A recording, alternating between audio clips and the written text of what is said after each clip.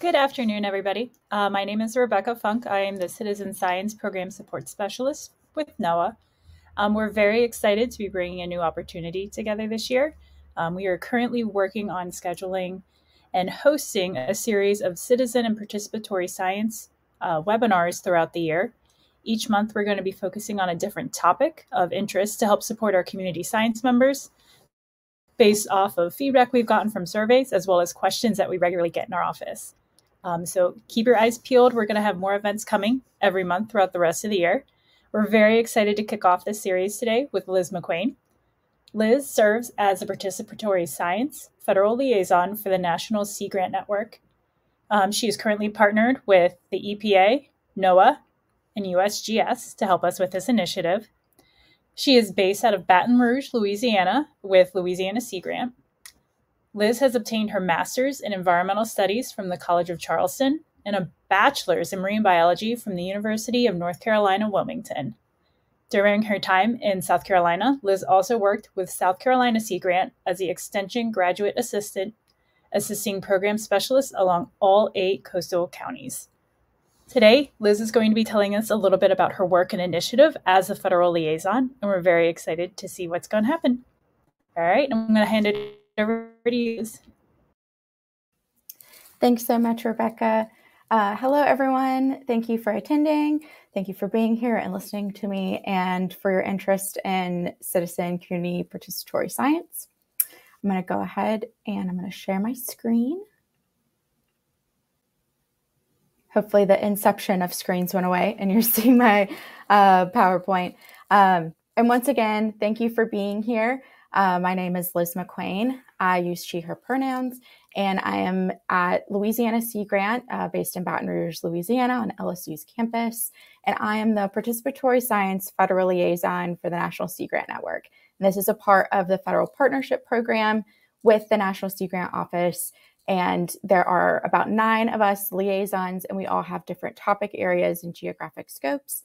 Mine is participatory science focused on water resources, and I have a national scope. So that's all 38 Sea Grant programs.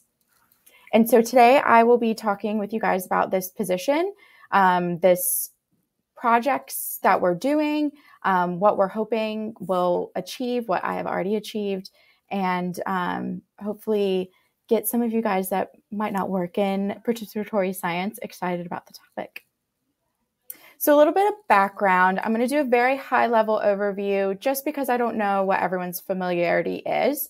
But something that's fun to think about is that participatory science, or the public's participation in the scientific process, is extremely old. Maybe not as old as time, but it's pretty old, at least thousands of years old before we had the formalized scientific process that we know of today and follow specific protocols and how we have it formalized in agencies, university, and research levels. So this is something that's fun to think about back when there were no universities. How did they figure out where to plant crops, where areas were flooding based on the time of the year? So this was a way of thinking and solving problems for the betterment of the community without that formalized scientific method that we have and use today. And over time, as this has been used, it's been recognized as a valuable way to either gather information and use that information to solve any issues. So in 2017, the Crowdsourcing and Citizen Science Act was put forth as federal support for citizen science, public participation in the scientific process, recognizing that as a valuable source of information, and then giving that support and spreading the use nationally. And as you may have noticed, a few different terms have been thrown around. Citizen, community, participatory. What term do I use? Well, to make it even more complicated, there are even more terms. There's co-collaboration, co-production, collaborative research, volunteer monitoring, collaborative fisheries. There are lots of different terms to use. And to start that conversation, we would open up a can of worms. That can be a whole webinar in and of itself. There are papers out discussing this. And for this purpose, we at Sea Grant have determined that participatory science most accurately depicts what we do. So participatory science is a wider range of programs, projects, initiatives. Typically, citizen science is the top-down approach where either an institution, agency, organization comes into an area, utilizes volunteers and participants to collect data, then uses that information for whatever the purpose was from that institution. Community science, on the inverse, is more bottom-up. So it's more of a grassroots effort. There is a problem in an area. Maybe the water has a funky smell or looks different, or there's a lot of marine debris coming in. So it's the community coming around, figuring out what that problem is, what's causing that problem, and using that information to help come to a solution. Maybe something hasn't been addressed for capacity issues or resource issues, but participatory science kind of covers the broad spectrum of that, different levels of participation from participants. A lot of P's going on, so excuse me if I stumble over that a little bit. I know I'm not the only one, so I feel solace in that. But I will be using participatory science, or PS, as an acronym, or participant collected data as a term. So the three agencies I'm partnered with, why EPA, NOAA, and USGS? Well, all three of these agencies already have programs that are ongoing of a participatory science nature, whether they call it participatory science, community science, or citizen science. Both EPA and NOAA have released their strategic plans and visions last year, and USGS is currently in the process of formalizing that. Each program also has some sort of long-term programming associated with a participatory science type of program. And typically you think that leads to lessons learned. Over time, as you're doing things, you gain wisdom, you learn from mistakes, and well, sometimes that works out, not always, but there is a wealth of knowledge at each of these agencies. There's staff support, dedicated staff to participatory science efforts. Majority of them are on my steering committee for this project or position. And so along with that, tends to have funding opportunities. EPA has a lot of funding opportunities for environmental justice work and community coalition work, as well as NOAA having funding opportunities, and USGS mainly with specific research projects, gaining funding for their participatory work. There is data management opportunities, mainly with the water quality portal. USGS and EPA jointly run the water quality portal. And so having a data management opportunity, the expertise in how to get citizen science or participant collected data onto that platform is super important and crucial, and something that we're working towards. And spoiler alert, I'll talk on that a little bit later. And resources. All three of these agencies have tons of resources already, tons of training, quality assurance project plan, guidance, loan equipment programs. There's just a wealth of knowledge. So it became obvious that these three agencies would be great to partner together to find the nexus of where we can all work together, work towards a common goal, and produce some really great work. So where does Sea Grant fit into all of this? So Sea Grant and National Sea Grant has 4 focus areas. And during the 2018 visioning, it was found that at the time we were using citizen science, now using participatory science, is cross-cutting in all 4 of these focus areas. With over 80 programs at that time, I believe we're at the same number of programs, almost to 90. We're in a ground truthing era of finding out what programs are still existing, updating information, all of that. There are so many programs that Sea Grant does across our 38 Sea Grant college programs that can focus on maybe one of these focus areas. More of them focus on multiple of these focus areas. About half cover two, because they go hand in hand, right? They aren't mutually exclusive. And so it's natural that our participatory science program is cross-cutting, because if it's at the K-12 level, it's seen more in environmental literacy, workforce development, but it's covering coastal resilience. So it gets at that resilience, communities, and economies. So that's how we fit into it.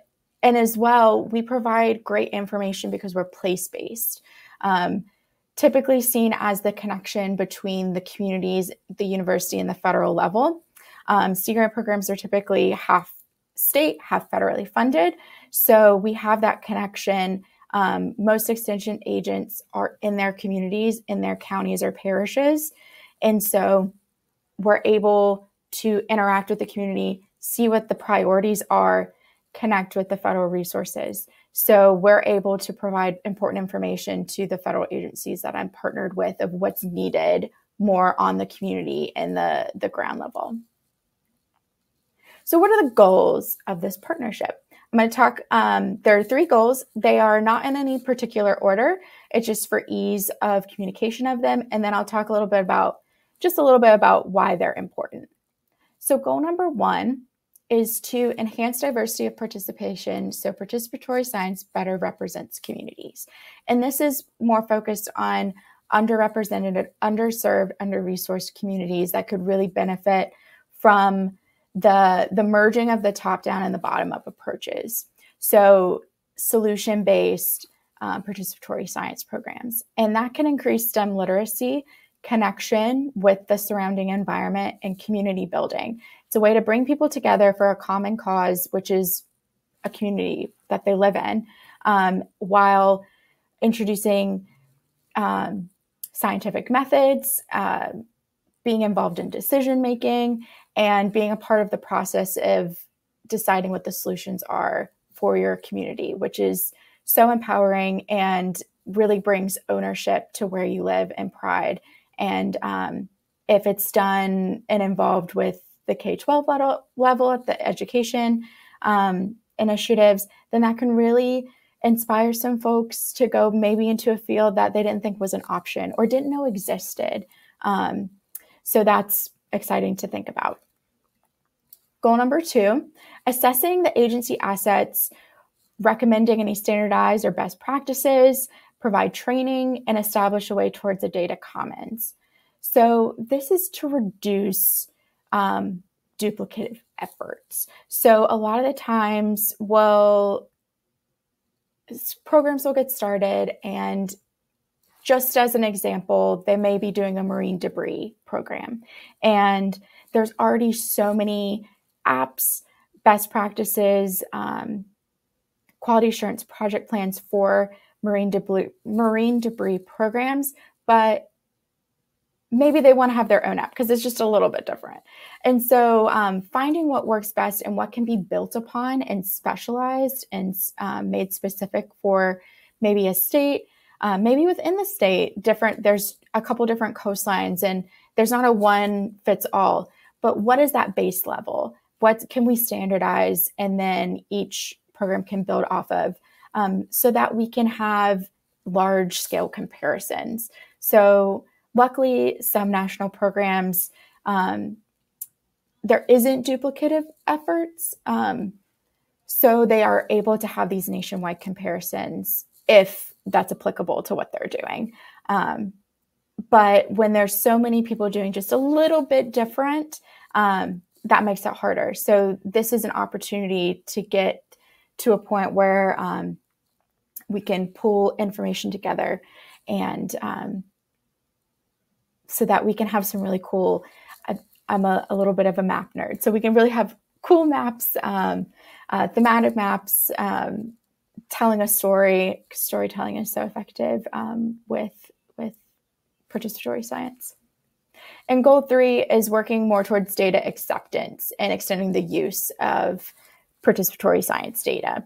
So that's ensuring that it's quality data being used and that it is able to be used in decision making and enabling communities, participants to feel like what they're doing is worthwhile because it is going to be used. And that can extend geographical reach of agencies or researchers, because with standardized methods, with specific protocols in place in data management, then that can ensure the quality of the data, and might not necessarily mean that there has to be someone in every little niche that they can trust the programs and the participants to collect that data, and they can trust that data to be used. And so we can gather more data. And that can also empower historically underserved communities, that they have the tools in place, they have the protocols, and are able to be trained to collect data for themselves, which is super important for something that we have learned about through some of the research already, which is a distrust and the historically seen as the top-down approach, which can be very exploitive of coming in, taking the data, and running off with it. So a little bit about what I've done so far. It's a 4-year grant-funded program, and the first year is really network building. I have 38 Sea Grant programs that I serve, as well as 3 federal agencies.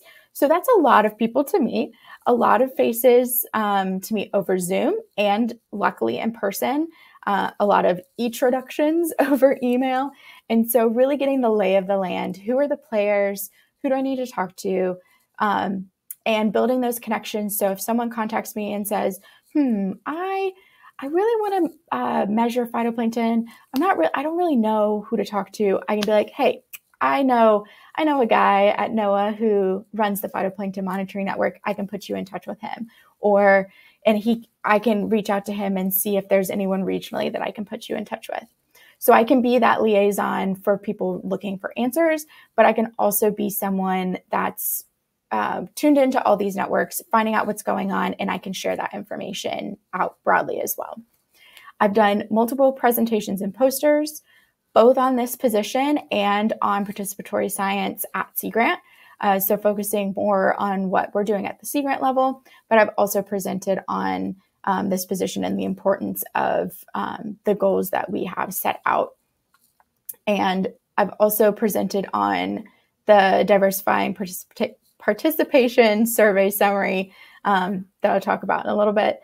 But one of the major lifts kind of in that first year and a half was we launched our Sea Grant Participatory Science website. It was something that was developed and then kind of put on the back burner, and we finally got that up and running. I'll have a link to that at the end so you can check that out yourself, but it lists all of our programs, and we also have a list of resources. We're in the middle of revamping that with our name change from community science to participatory science. We're going through and editing all of that text, but we're also wanting to revamp that resource area to be a catch-all for all the resources that I've compiled so far, so that anyone can be directed to that, and it's just a library of resources. But one of the major things that I've been able to do with my co-collaborator, Chris Stepanuk, who's at Lake Champlain Sea Grant in Vermont, is surveying my federal partners and Sea Grant folks about the diversifying of participation within their community and participatory science programs. So we conducted the survey and have been able to produce a survey summary, which is about a 10-page document, which you can access from this bit.ly. It is case sensitive, so that is a capital DEI. And so we were able to identify best practices, where major challenges were, and identify ways forward to address those challenges based on success stories and also based on literature that expresses best practices. And then we were also able to find examples, which is crucial, right? The storytelling aspect and providing examples is how we learn, and a lot of the times how we convey what's gone well or maybe a challenge that we faced and overcome it. Storytelling is very compelling, right? So we're going to split up our major survey summary, which is about 10 pages, into shorter fact sheets that are topic focused. And we're going to provide examples specifically from the survey to really help bolster up what successes have happened. There are success stories out there that just need to be shared, and also identify challenges that we're seeing over and over again, not just in our survey, but also anecdotal through conversations and also in the literature. It's important to have a place to reference that so that other folks, as they're going along, maybe they're just doing a quick Google search of, I'm facing this. How do I address it? There's a way to see that other people have faced those challenges before, and maybe be able to get in touch with them and see a way to move forward. And so with that, we've provided training. We've gone on a quote unquote road show. We've provided this training about 4 times, and we have another one this summer at the AGU Water Science Conference in June in St. Paul, Minnesota. So if any of you are there and want to attend, love to see you. And so we've been able to help people work through some of the problems they've been facing. And we have a little worksheet that's also in that the bit.ly. That's a Google Drive, and where we'll be putting all these resources as we're creating them and as we find them, and link to other resource libraries as well, and resource sharing links.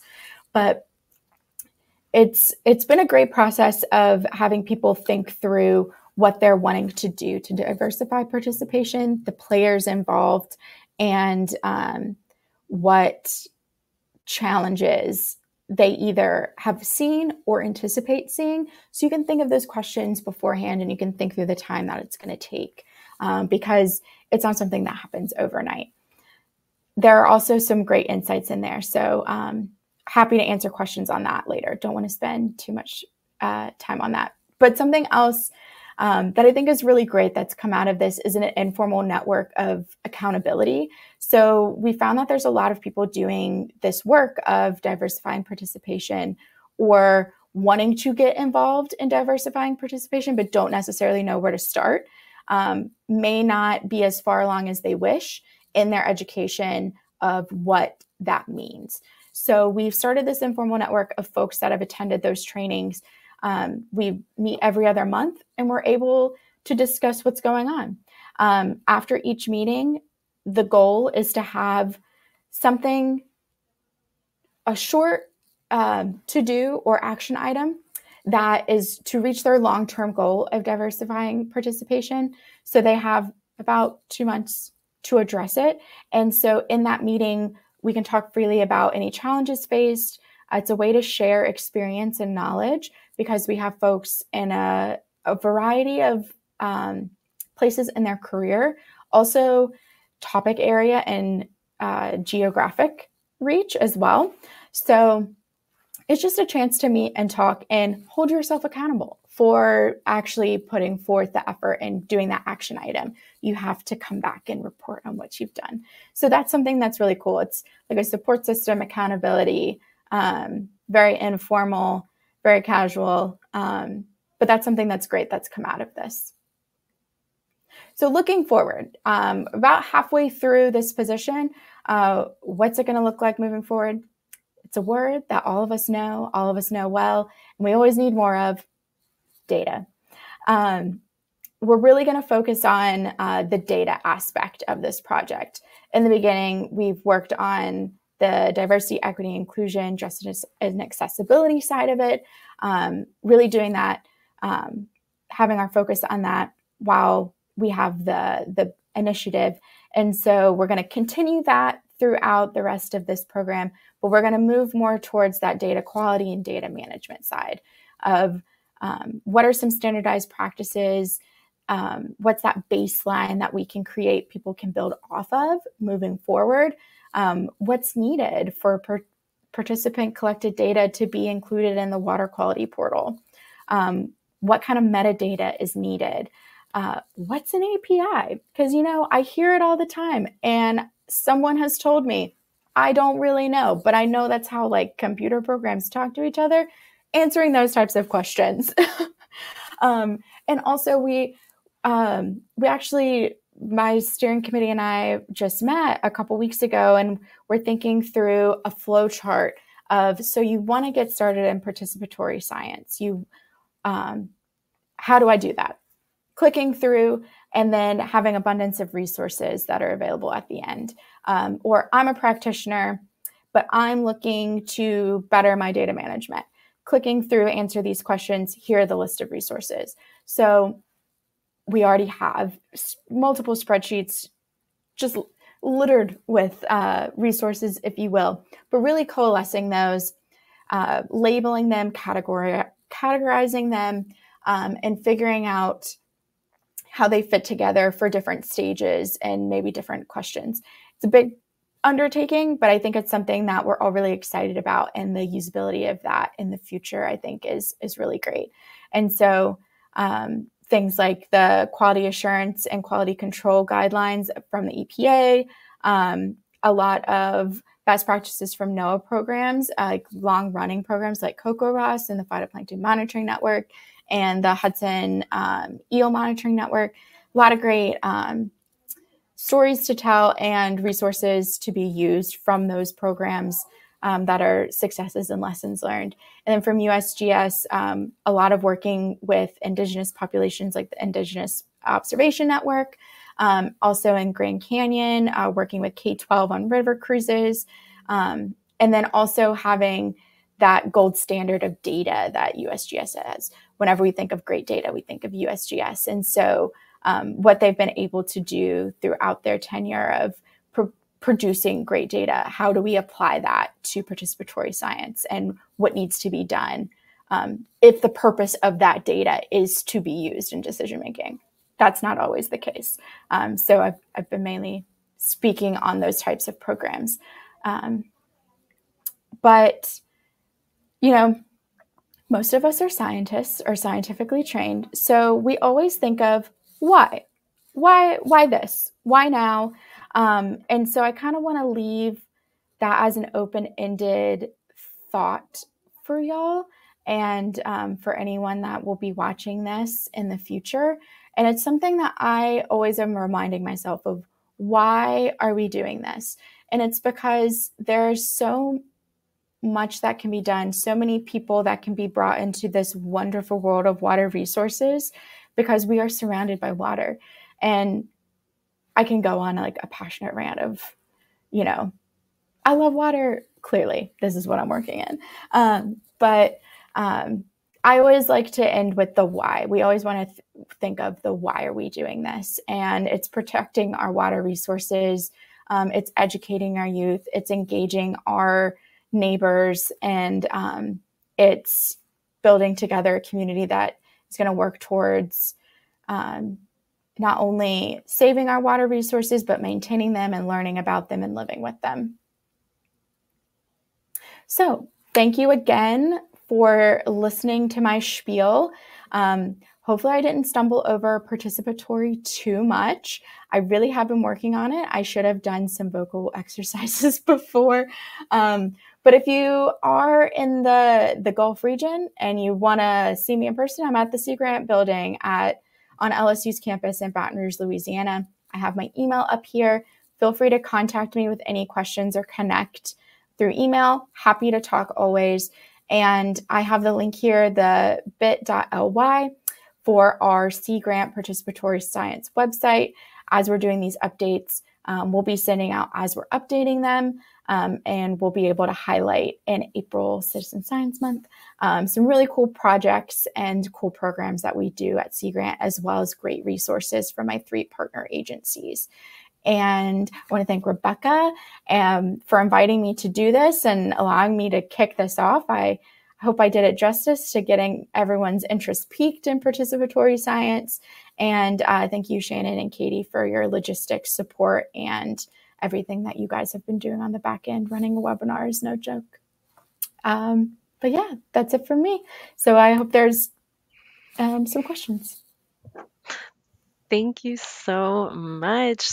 Let's move into our questions.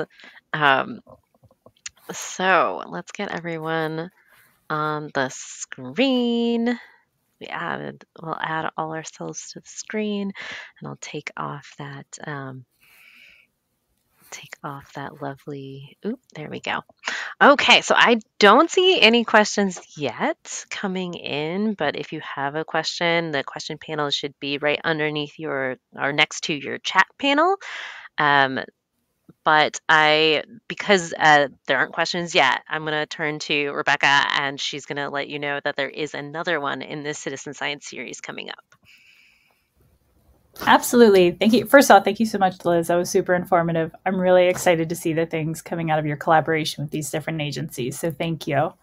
As Katie mentioned, we are very excited to keep this series going. Our next edition of the Citizen Science Participatory Science, now I'm struggling with that word, webinar is going to be on March 27th. Hilary Burgess is going to be presenting on some of her work with the Marine Debris Program as well as shoreline surveys. So it's going to be a pretty interesting session. We're very excited to be hosting her, and she is making some great accommodations for us because she is on the West Coast, so that time difference is no joke. But we're very excited for that. And then we also have a few informative and fun sessions coming up in April for Citizen Science Month. Thank you, Rebecca. I still don't see questions. So, Rebecca, did you have a question? Or Liz, is there something you didn't share that you have a little bit of time now and you'd like to mention?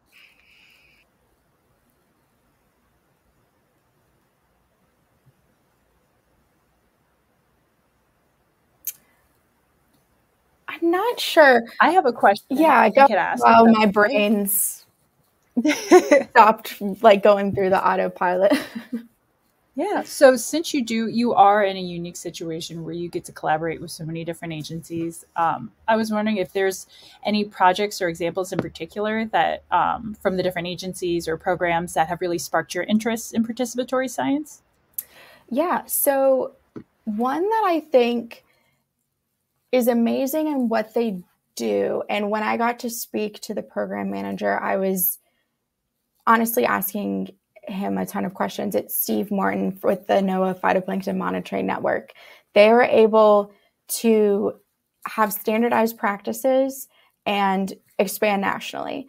And normally when you hear that, you're like, what, really? And he's like, yeah, people are interested in it. We find the money, we find the funding.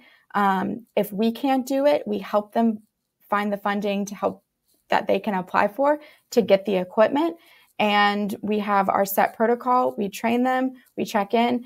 And it's amazing to hear folks that are excited to be doing volunteer participation in scientific programs and continue to do it. Something else is the EPA Urban Waters Program. There are designated urban waters areas.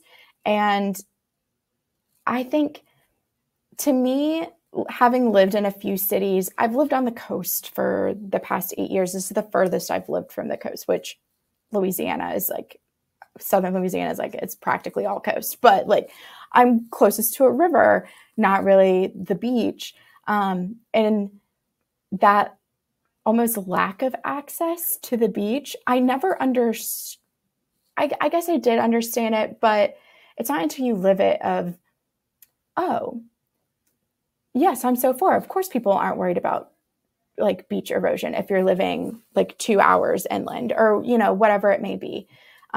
So having that opportunity to engage with people that live in what's designated as an urban area or a city sprawl or something like that, and getting them connected with water resources and how they are still connected, and having programming, I think is so not undervalued, but underutilized maybe in some ways, because I come from a very rural area in North Carolina. And so I saw the beach when we got to go maybe like once a year, because it was about 4 hours away if we could do that. But in my small town, when I said I wanted to do marine biology, they were like, what, why? do you like dolphins? And I was like, well, yes, I do.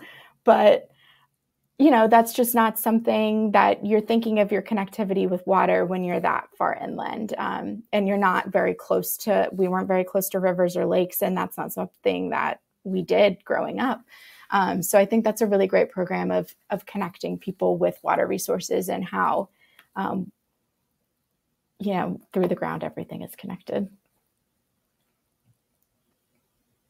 That was an awesome question, Rebecca, and answer, Liz. Thank you. I am still not seeing questions, so we must have answered all of them during your presentation. I guess I just, do it all. That can't be true. They've got to be in like, oh gosh, what did she just say? I'll think of the question and email her later. Yep. If they'd like to email you later, they should do that. Also, since we did record this, you can find it on the library's YouTube, will be on the library's YouTube page shortly. And so you will be able to see it there. There will be an email that will be sent to you after I close this webinar here, and it has a little bit of a survey link in there and a link to our YouTube page to watch this later. So share it with your colleagues. Liz, thank you so much. Rebecca, we're excited to get this series kicked off, and I'm going to end it early, give everybody some time back in their day. Thank you so much for joining us.